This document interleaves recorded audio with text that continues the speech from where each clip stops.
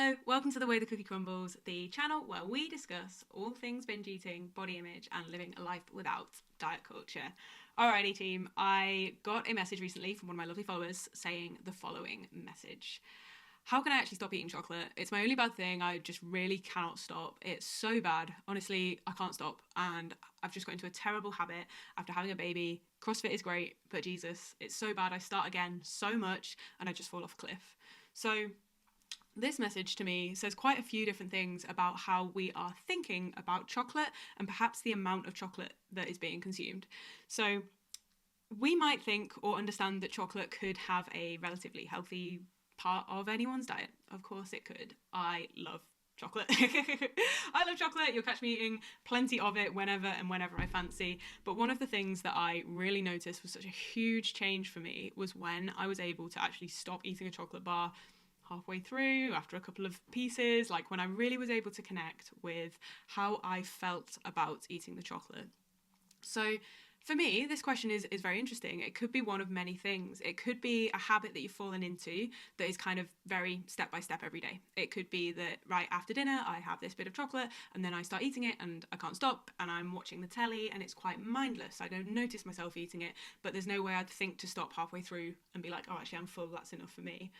It could be that with words like it's so bad, it's really terrible, like the other words that we had in there about it being a really negative thing, it could be that we're very much connecting eating that or eating that quantity to letting ourselves down. And when you do that, you start to create a cycle that is really hard to get out of. And it sounds like it's accelerated. It sounds like it's something that means you're feeling like you're starting again every 2 seconds. Now, the way to break out of that is to try and stop the guilt and shame that comes afterwards.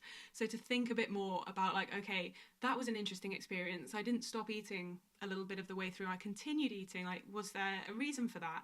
Am I leaning on this chocolate because I am vulnerable, I am tired, and my body is just looking for sugar because I'm just absolutely knackered? Which could absolutely be the case if you've recently had a baby. It could be that you're leaning on that food as a coping mechanism for some kind of emotion, some kind of probably uncomfortable emotion that you're experiencing. Maybe it's a lack of connection, maybe it's a lack of feeling, it could be a lack of anything in terms of those emotions that we like to feel every day, a lack of joy, a lack of happiness, a lack of fun.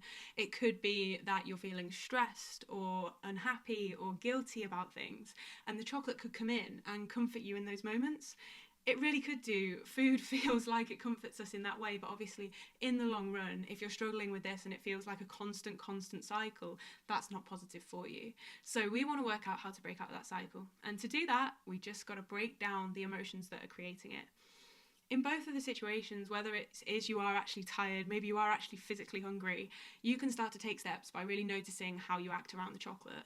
If it is the section that's mindless, it's the part of you that is like, oh god, I'm just gonna have this chocolate now, and I'm watching the telly and I didn't notice myself eating it. Like, that's a really interesting one, because you can start to say, have I got into this habit, much like waking up and having a coffee every morning, that when I sit down and I watch the telly, I have to have chocolate with me because that's just how it feels good now? Or if it's coming in at times like where you find yourself eating a bit more secretly, or you're embarrassed around the amount of food you're eating, I'd really encourage you to challenge yourself to eating some chocolate every day. Like perhaps, oh, my favourite one, Aldi, they have little individually wrapped chocolate bars, and it's really helpful in the start because intuitively you do not know when you are full of chocolate, especially if you're in that kind of bingey mode. Like, there is no full. You could keep eating forever. But if you give yourself a guidance of, okay, I'm going to have one little section of this, perfect, okay, that's going to be a nice stopper. It's a nice cycle interruption that kind of stops you from just continuing on. All the rest of the chocolate is there from the big bar, by the way. Like, it's all sat in your cupboard. You could have it out, look at it, think about it for a moment and think whether that's what you really want to do. But at least you create the space for yourself to say, yes, I do want to eat this, or no, I don't. And knowing that both of those answers are completely valid and completely okay is a huge part of ensuring that you make a change that can continue on forever. So my main piece of advice would be to understand yourself, what you are thinking and feeling around that chocolate consumption. Is it something coming into your life because it is a coping mechanism?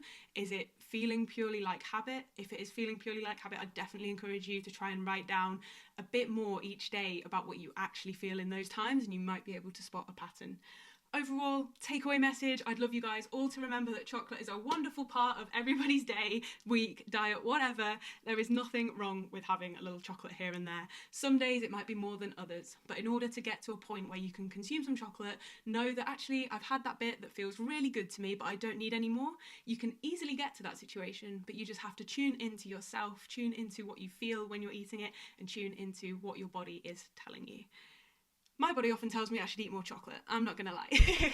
But sometimes my mind says, hey look, we're gonna be objective here, we understand that chocolate is yummy, but that's enough for today.